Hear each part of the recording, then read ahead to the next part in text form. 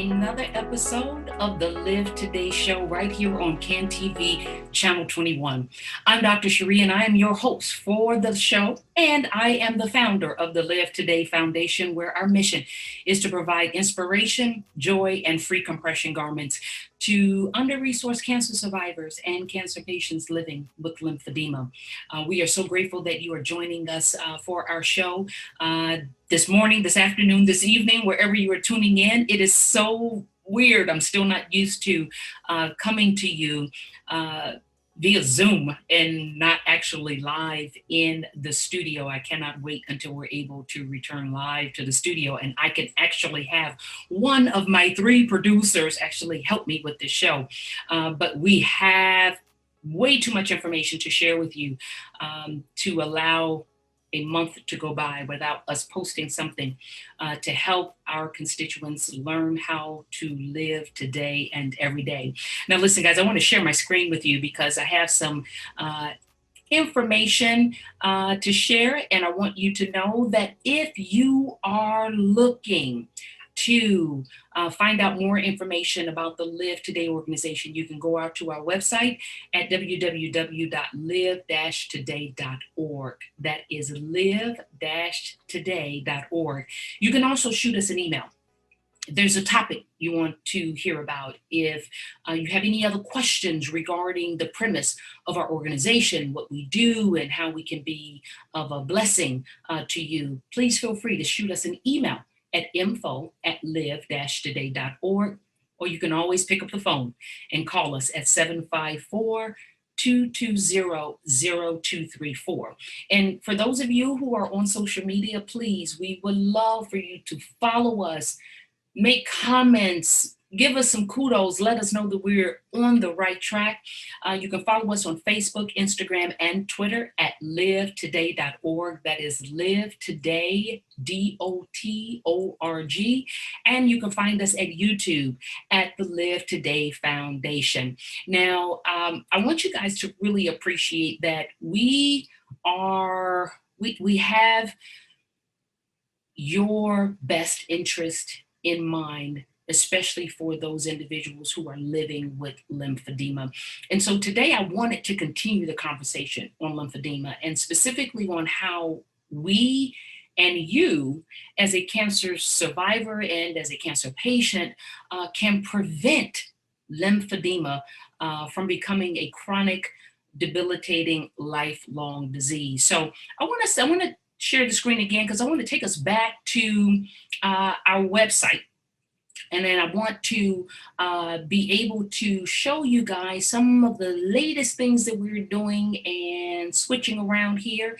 And actually, I think I want to come back. I don't want to share just yet because I want to make sure that you guys have everything that you need. Now, one of the things that I want to be clear, there are some individuals who are they're concerned or maybe don't necessarily understand or appreciate the importance, if you will, of getting the COVID vaccination while they are living with lymphedema. I want to share with you, I'm going to have a whole separate show regarding the COVID vaccine and its importance for individuals who are living with cancer and or are living with lymphedema. But I wanted to share with you that I have received both doses, the second of which was just yesterday, and I'm doing very well. I actually pre-medicated myself about maybe about 6 hours after my second dose yesterday with a dose of naproxen. And I can say I woke up this morning, I have a slightly sore arm, but I have not experienced any of the fevers, no chills, no muscle aches. And I received the Pfizer vaccine. So it may be different for everyone, but for those individuals who value my opinion as a physician and as a patient and as a breast cancer survivor, and as an individual who's been practicing medicine for over 25 years, if you value my opinion. I live by example. So I wouldn't tell you to do anything that I wouldn't do myself or haven't done myself. So I got my vaccine. So for what it's worth, I hope you will consider getting your vaccination. And that's all I'm going to say on the subject right now, but just keep that in the back of your mind. What I would like to share with you, though, is take you back to the Live Today website. Now, here on our website, what I want you to pay attention to is the lymphedema prevention program. The reason why I'm taking you here is because back when I was first diagnosed with breast cancer, and after I went through my treatment, and even after I began to my right extremity just didn't feel right. My fingers didn't feel right. Technology wasn't available to help me figure out where I was as far as lymphedema. Was I in stages 0 and 1 because it develops in stages? Is this lymphedema at all? I had no guidance. I knew that it was a risk factor, but I did not have any guidance as to what could possibly be done to prevent it from getting worse. Now that the Live Today Foundation has caught wind of this fantastic new technology that is available to help cancer patients not have to live with chronic debilitating lymphedema, I had to share it with you. And so if you go out to our website, under the tab Lymphedema Prevention Program, you will see here where we talk about understanding cancer-related lymphedema of the arms and legs, because even though I'm a breast cancer survivor, and initially when I got started, my mindset went to breast cancer survivors. The Live Today Foundation, thankfully, has grown by leaps and bounds, and we no longer just focus on breast cancer patients and survivors. It's cancer patient and survivors. So it may involve your upper and or your lower extremities. And we are doing everything we can to meet your needs and get you the help that you so desperately need. But here with the Lymphedema Prevention Program, you may not need our help at all, which is my desire and my goal. So here, I have talked to you guys in the past about what the symptoms of lymphedema are, and you can read them further here. But what I really want to get into tonight was to reiterate those 4 stages of lymphedema: stages 0, 1, 2. 0, 1, 2, and 3. Now, 0 and 1, these are your reversible stages. By the time you get to stages 2 and stage 3, they are irreversible. And usually by the time you can detect and see swelling for yourself, you are at minimum stage 2, and it is irreversible. So what I want to talk to you tonight about is about stages 0 and 1. Stages 0 and 1, you may not feel anything. You may not see anything, but fluid is building up. So you may ask, well, Dr. Prentice, how am I supposed to know if lymphedema is developing? How can I prevent something that I can't see and or feel? Well, here's the kicker. This is why I'm so excited. With the Lymphedema Prevention Program, 3 simple steps to follow. The 3 T's, I like to call them: test, trigger, and treat. Now, here's what's cool. So you testing on the device, it's called a SOZO device. Don't worry about the technical terms. That really doesn't matter. But the device is used to measure something called your LDEX score. It is a score that helps your clinicians be able to determine what the fluid levels in your body is doing. What are they doing? And where is that fluid shifting to? And when do we need to be concerned that it's too much fluid? Fluid is not in the right place. Fluid is not going away. That's the best way in layman's terms for me to put it. But just know that with lymphedema, there is this buildup of lymphatic fluid. And in the initial stages, in stages 0 and 1, You may not see it and you may not feel it, but there is a device. It looks like a scale that you stand on. This is it right here. It looks like a little scale that you stand on. And there's a place at the top where you put your hands and a place at the bottom that you can see here where you place your feet. You stand on it, you don't feel anything. It's not painful. It takes a quick 30 seconds. With just doing that, now this LDEX score helps your physician or your healthcare provider know if you are getting lymphedema before you feel any signs or symptoms. And it is measured using this SOZO device, and a normal LDEX score is between -10 and +10. And so your LDEX score is best if it's measured before your cancer treatment begins. So for us, it's before maybe you've had surgery. Like for me, it would have been before my partial mastectomy. Some individuals, depending upon the size of the mass, sometimes they're getting chemotherapy before they have surgery. So before whatever treatment is done, before your treatment begins, it would be wonderful to have a baseline score for you. What is your normal LDEX score? And so now once they have your normal, then you step on this little scale, right? And you go and you test at your follow-up visits using this device. Second T, trigger. So if your LDEX score increases above your normal levels, your physician or other healthcare provider will evaluate you for the early signs of lymphedema. And so once they evaluate you, so it's not just that's the beauty about it, is not just treating a value that is seen on a scale. So it is that value that is detected plus an examination. Someone needs to touch you. Someone needs to get a history from you. And so now when you combine those two based upon your history, based upon your score, now if your score increases to a point where it's raising a red flag that we got subclinical lymphedema here, could be stage 0, stage 1, but it's not stage 2 yet. Here is where we can step in and treat. Now your physician or healthcare provider will prescribe the treatment that best fits your condition. Typically, when it's caught early, you can be placed in a compression garment for 4 weeks, wearing it 12 hours a day, and voila. Over 80% of individuals having gone this route in a recent study demonstrated that they were able to detect it.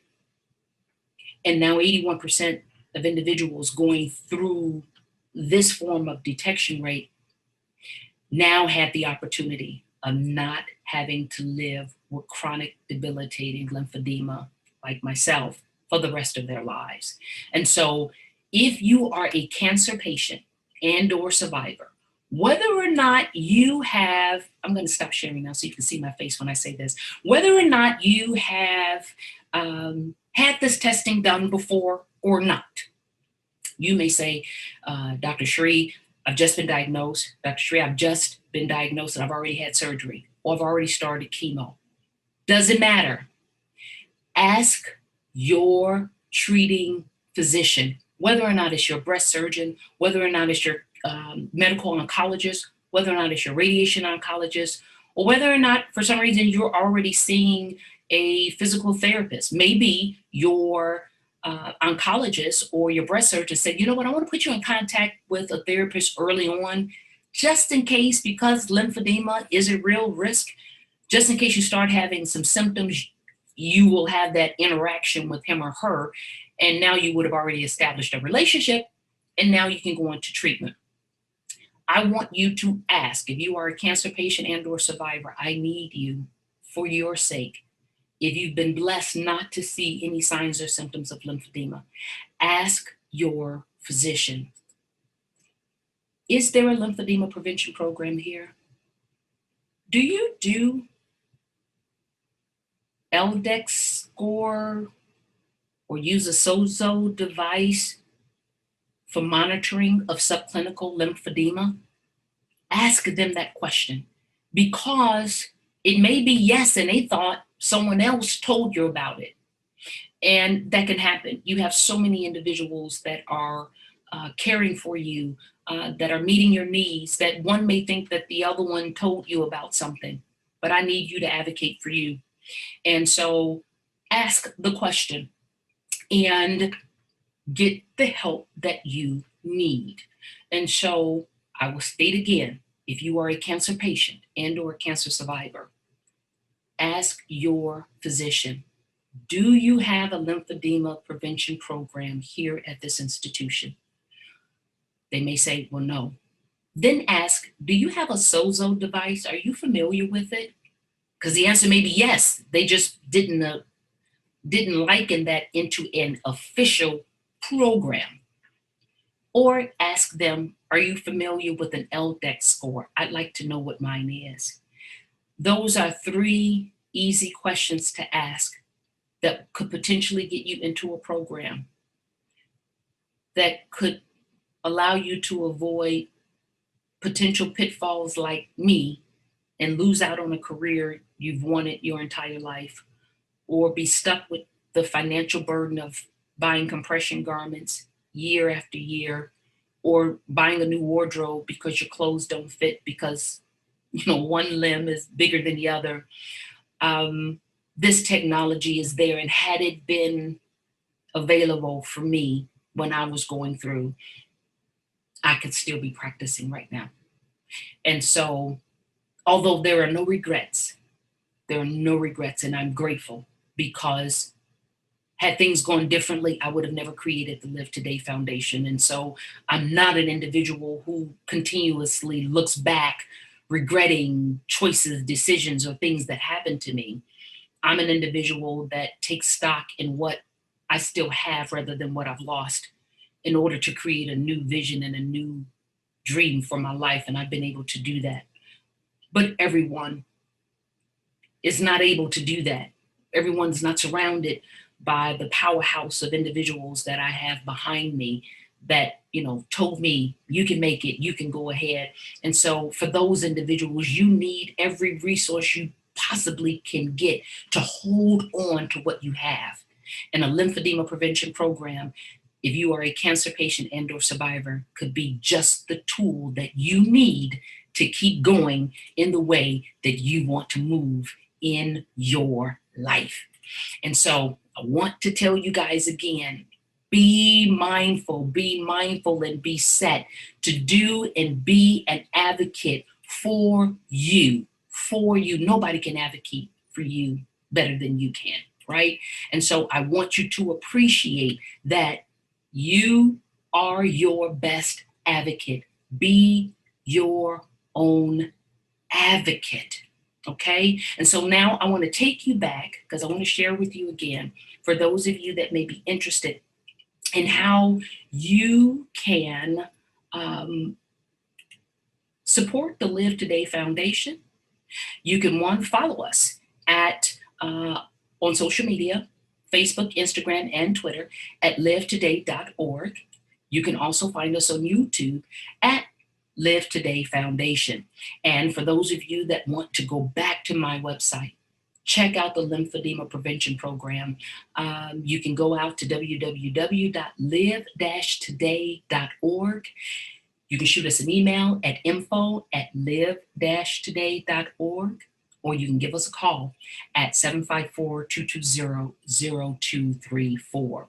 Now, I want to take you guys back. I think I want to go back to the website. And so let me see if I can. That's the one thing about, I'm telling you, when you're doing it on your own and you're doing it with the Zoom.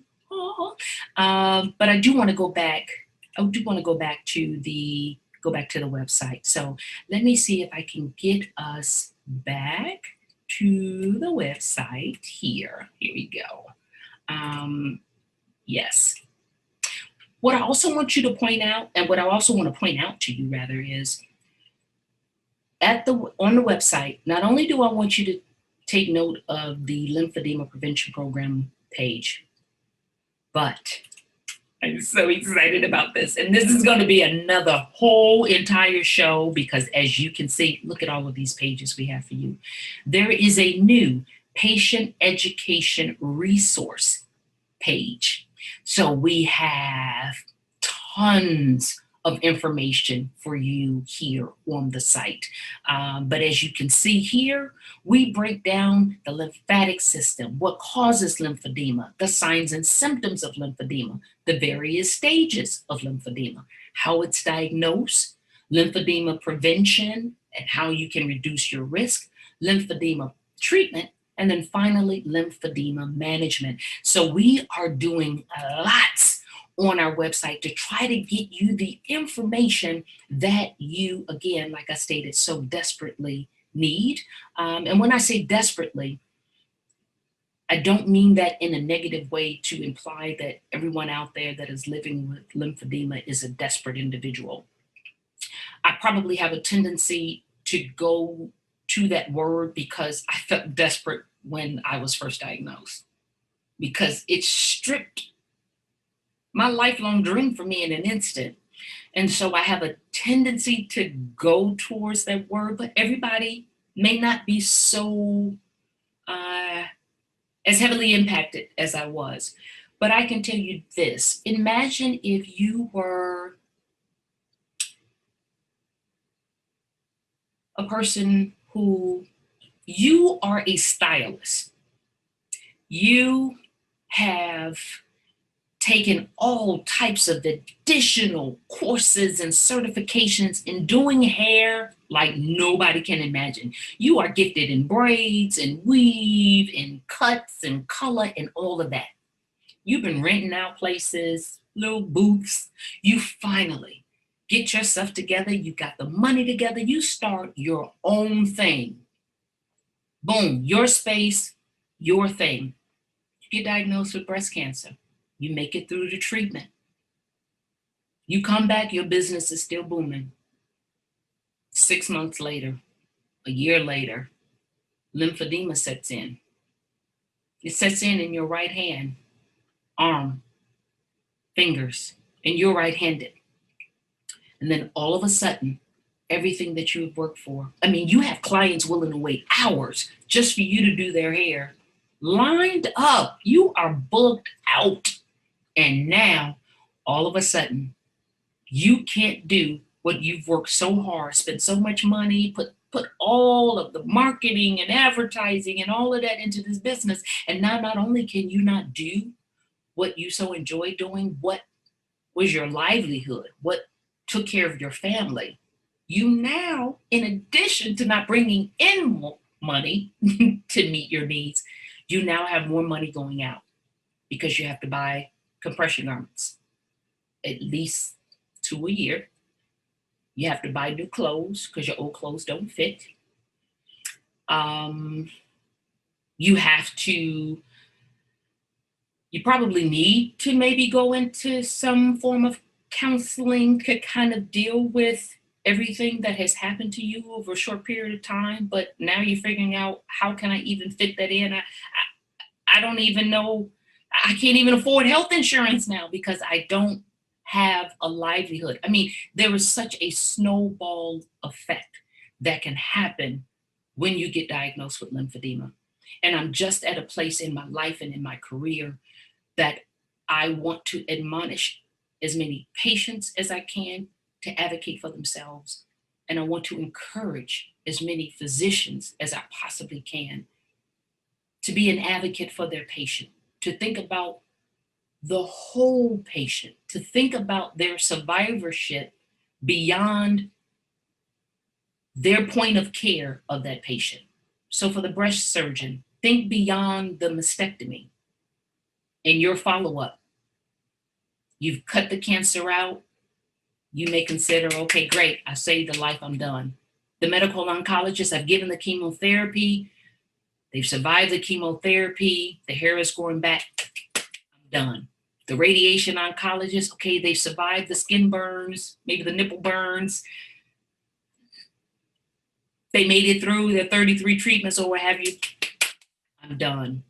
Please have the conversation with your patients. Be mindful of the fact that 1 in 3 at-risk cancer patients will develop lymphedema as a result of their cancer treatment. Be mindful of that and have these conversations with your patients. and give them an opportunity to live out a wonderful survivorship, not hindered by finances, not hindered by a loss of career, not hindered by depression over how much their life has changed and differed. Be the physician that cares beyond where your level of care may end, but where their life, their new life begins. And so I hope that you guys have enjoyed this episode of the Live Today show. Again, I'm Dr. Cherie, your host of the Live Today show and the founder of the Live Today Foundation. We had scheduled where we were going to highlight one of our recipients of free garments, but she was not able to make it on this evening. So I promise you, hopefully in the next show or two, we will get this lovely individual highlighted so that you can hear personal stories. I don't share as many personal stories maybe as I should, because I feel like there's so much other information. I don't want to be viewed as, yeah, so she's blessing a lot of people and all we get to see is hear their testimonies. I want to give you content that you can actually use and that would change your life. But I do think that it's important when you hear from individuals that have been blessed by our efforts. So I want you guys to tune in next time when I'm going to highlight yet another Live Today recipient. And it may be the one that I had scheduled for tonight. If not, it will be another one. And we're going to continue our quest of learning how to live, how to love, voice, inspire, and enjoy. I'm Dr. Cherie. And remember, be present, take charge of your life,